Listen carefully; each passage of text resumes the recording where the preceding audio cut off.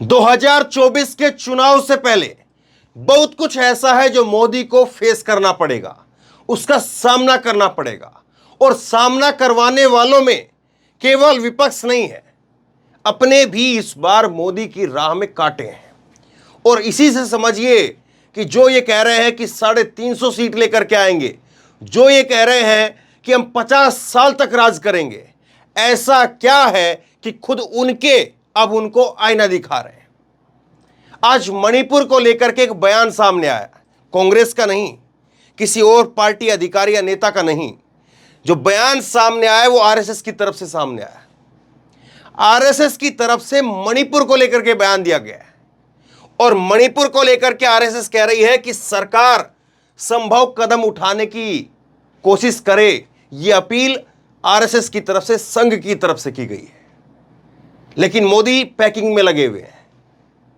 अब वो बस जल्दी से जल्दी चले जाना चाहते हैं ताकि कम से कम 4-5 दिन आराम से सुकून से कटें। लोग कम से कम ये ना कहें कि देश के प्रधानमंत्री, फिर आराम से टीवी के ऊपर सब जो खबरें हैं वो दब जाएंगी और केवल अमेरिका में ये झंडा गड़ रहा है, अमेरिका में वो ढोल फट रहा है या वो ढोल बज रहा है, इस तरह की तस्वीरें चलेंगी। लेकिन उससे पहले आरएसएस के इस बयान के मायने क्या है? आरएसएस ने क्यों आखिरकार मोदी के अमेरिका जाने से पहले इस तरह का बयान दिया, इसको समझना जरूरी है। और क्या वाकई ऐसा है कि आरएसएस भी अपने आप को मोदी सरकार के अंडर अब दबा हुआ महसूस कर रही है और इसीलिए समय समय पर आरएसएस अपनी उस जो लगातार जो गैस बन रही है उसको निकालने का काम कर रही है? बहुत कुछ ऐसा जिसको समझना चाहिए और बहुत कुछ ऐसा है जो पिछले 2-3 साल से पक रहा है या 2-3 साल से रह करके सामने आता है। बहुत कुछ ऐसा है।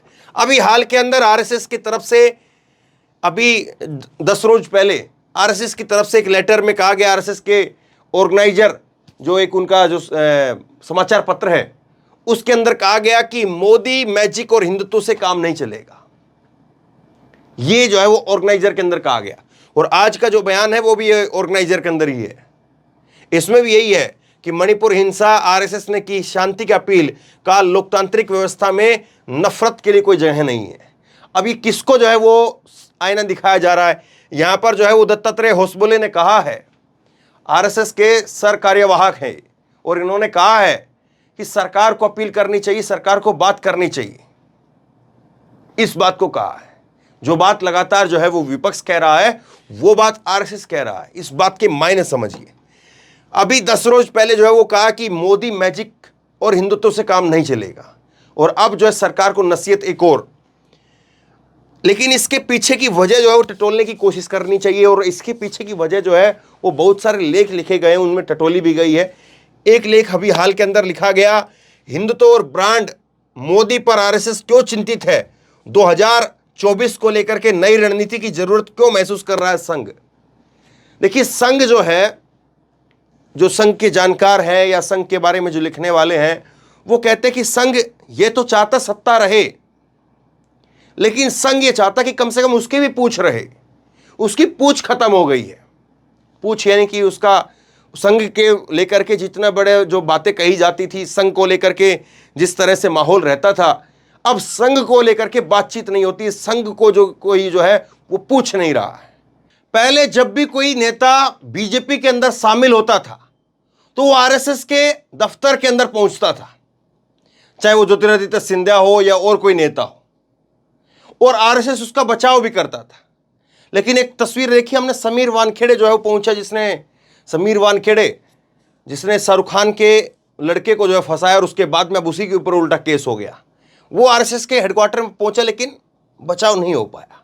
खैर, कई सारी चीजें ऐसी हैं जिनको लेकर के संघ जो है वो चिंतित है और इसीलिए जो है वो समय समय पर कई सारे आर्टिकल, कई सारी चीजें जो है वो बार बार संघ को लेकर के और बीजेपी को लेकर के लिखे जाते रहे। एक आर्टिकल ये भी बड़ा दिलचस्प है, क्या दुनिया का सबसे बड़ा लोकतंत्र मोदी सरकार के 5 साल और झेल सकता है? यह भी एक सवाल है और इसको लेकर भी संघ चिंतित है, क्योंकि संघ सत्ता नहीं जाने देना चाहता है, लेकिन संघ इस बात को देख रहा है कि क्या कहीं ऐसा तो नहीं है कि मोदी सरकार वो अपने बलबूते पर आ रही है या हमको दबा रही है या मोदी सरकार जो है वो जा रही है। तो कई बार जो है वो इन चीज़ों को लेकर के संघ इस तरफ और उस तरफ दोनों तरफ खेलने का काम करता है। ये एक आर्टिकल जो है वो बड़ा दिलचस्प है कि दुनिया का सबसे बड़ा लोकतंत्र क्या मोदी सरकार के 5 साल और झेल सकता है।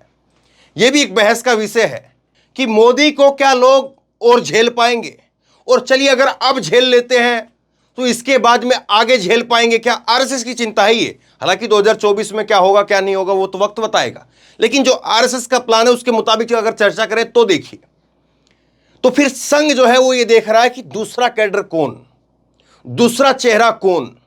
क्योंकि संघ अब इस बात को देख रहा है कि बीजेपी भी बीजेपी नहीं रही, अब केवल मोदी टीम है, और मोदी टीम के अंदर जो मोदी चाहते हैं वो हैं, बीजेपी भी नहीं है।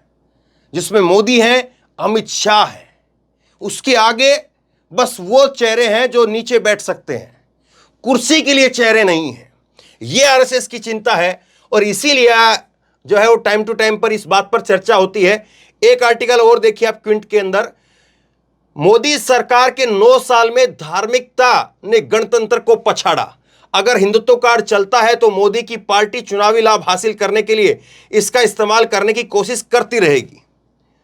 तो ये बार बार जो है चेहरा चीज नजरिया जो सामने आता है कि हिंदुत्व को लेकर के पूरी कोशिश करते हैं मोदी।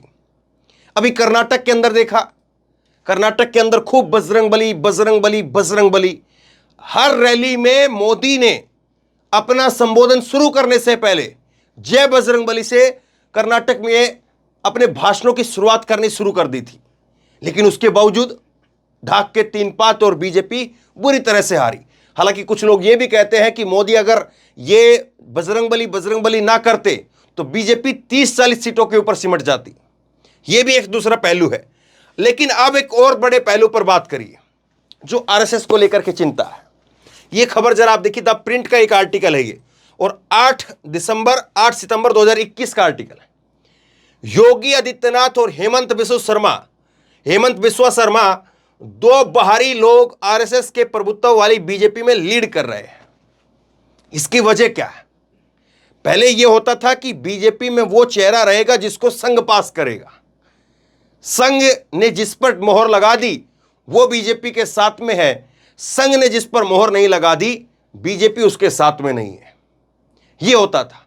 लेकिन 2 बड़े चेहरे योगी आदित्यनाथ और हेमंता बिस्वा शर्मा जो कि असम के मुख्यमंत्री हैं, वो आरएसएस से नहीं आते हैं, लेकिन उसके बावजूद जो है वो आज लीड रोल में कैसे हैं, इस बात को भी एक समझने के लिए गूगली है। और वो गूगली ये है, यह कहा जाता है कि योगी आदित्यनाथ को नरेंद्र मोदी उतना पसंद नहीं करते हैं जिस तरह से दिखाया जाता है, और 2022 के विधानसभा चुनाव के अंदर पत्ता साफ करने की जुगत में भी मोदी और शाह थे। क्योंकि मैंने बताया ना कि 2 ही लोग बीजेपी में अब हैं, और वही मोदी टीम है, बीजेपी भी नहीं है। और इसीलिए कोरोना के नाम पर, कि कोरोना के अंदर बहुत सारी लाशें बहती हुई दिखी, शमशान घाट के बाहर लोहे की चद्दरें लगवा दी गई, इन सब चीज़ों की वजह से योगी आदित्यनाथ की खूब सारी फजीयत हुई। बड़ा राज्य था, संभाल नहीं पाए, पहली बार के मुख्यमंत्री थे। ये सारी चीज़ों के कारण देते हुए पत्ता साफ करने में जो है वो बीजेपी लगी हुई थी। और दूसरी बात यह भी थी कि अगर योगी आदित्यनाथ का पत्ता साफ हो जाए तो 2024 और 2029 जितना मर्जी चलिए, बीजेपी के अंदर जो टीम मोदी है उसमें किसी के साथ में कोई कंपटीशन रहता नहीं। मोदी के बाद में फिर अमित शाह का आने का रास्ता साफ हो जाता, क्योंकि अब बहुत सारे लोग बीजेपी आरएसएस के अंदर से योगी आदित्यनाथ के चेहरे को भी पुश कर देते हैं।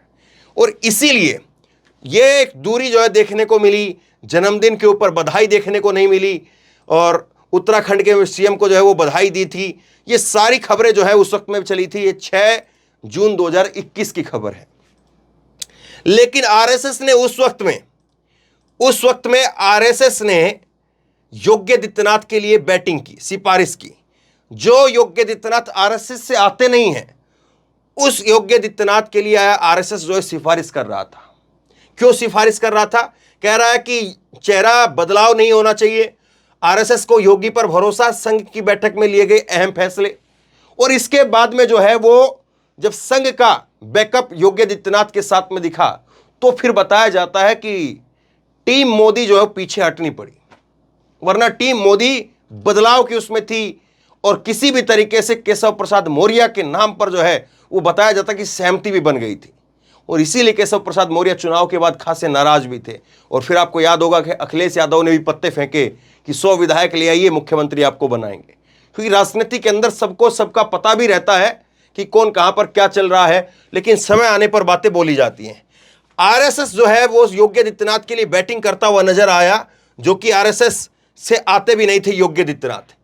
एक जो है वो पहलू और नजर आता है, एक पहलू जो है वो और नजर आता है, किसका? मोहन भागवत का। और मोहन भागवत उस पिच पर जाकर के बॉल डाल करके आ जाते हैं जिस पिच पर टीम मोदी जाना नहीं चाहती है, मुसलमानों की पिच के ऊपर। और मुसलमानों को लेकर के मोहन भागवत के कई बार ऐसे बयान आ जाते हैं जिसको लेकर के बीजेपी के जो हार्डकोर नेता हैं वो फिर जो है वो कंफ्यूज हो जाते हैं कि इस पर किस तरह से खेलें। एक बयान मैं आपको दिखाता हूं, ये 18 सितंबर 2018 का है, 2018 का। इसमें क्या कहा? मुसलमानों के बिना कोई हिंदू राष्ट्र नहीं है, विविधता में एकता पर आधारित है हिंदुत्व। ये जो है वो मोहन भागवत की तरफ से कहा गया और ये 2018 का बयान है। जिस तरह से आज अब ये जून चल रहा है, 2023 है, इसी तरह से चुनाव से पहले ये 18 सितंबर 2018 का बयान है। तो ये सारी चीज जो है वो ये बता रही है कि कुछ न कुछ तो ऐसा है जो आरएसएस को अंदर से डरा रहा है, या आरएसएस जो है वो सत्ता को लेकर के डरी हुई है। किसी भी तरीके से आप इसको देख सकते हैं, लेकिन बहुत कुछ ऐसा जरूर है जो दिखाई दे रहा है वैसा बिल्कुल नहीं है। और इसीलिए बार बार जो है वो ऐसी चीजें निकल करके सामने आती हैं। और ये 10 दिन के अंतराल पर दूसरा बयान, और मोदी के अमेरिका जाने से पहले ये बयान, आरएसएस का ये बयान एक तरह से टीम मोदी को आंखें दिखाने वाला बयान कहा जाएगा, तो शायद फिर गलत ना हो। लेकिन अब आरएसएस केवल और केवल जो है वो अपने आप के पास में होल्ड लाने के लिए इस बात को कर रही है, या आरएसएस को लग रहा है कि मोदी से अब बागडोर संभलने वाली नहीं है, इसलिए हमें कूदना पड़ेगा और अपने तरीके से चीजों को थोड़ा न्यूट्रल करने की कोशिश करनी पड़ेगी, ताकि कोई ये कहे कि अगर मोदी के खिलाफ एंटी इनकमेंसी है तो आरएसएस का कैडर जो है वो लोगों के बीच में जाकर के कहे कि हाँ कुछ दिक्कत है, और उसको लेकर के आरएसएस उन चीजों को दुरुस्त करने पर लगा हुआ है। सवाल 2 है। पहला सवाल ये कि क्या आरएसएस को लग रहा है कि मोदी उस पर जो है वो भारी पड़ रहे हैं, या आरएसएस को लग रहा है कि मोदी कमजोर हैं और इसलिए सत्ता कहीं पर खिसक ना जाए, इसलिए सब कुछ हो रहा है। इन दोनों चीजों को आप कैसे देखते हैं? नीचे कमेंट बॉक्स में अपनी राय लिख करके जरूर बताइए। इस वीडियो को शेयर करिए, लोगों तक पहुंचाइए, और इसी तरह की तमाम खबरों के लिए ऑनलाइन न्यूज इंडिया को सब्सक्राइब कीजिए। साथ में जो बेल आइकन है घंटी उसको जरूर दबाइए, ताकि जैसे कोई खबर अपलोड करें उसकी नोटिफिकेशन सीधे सबसे पहले आपको मिल सके। धन्यवाद।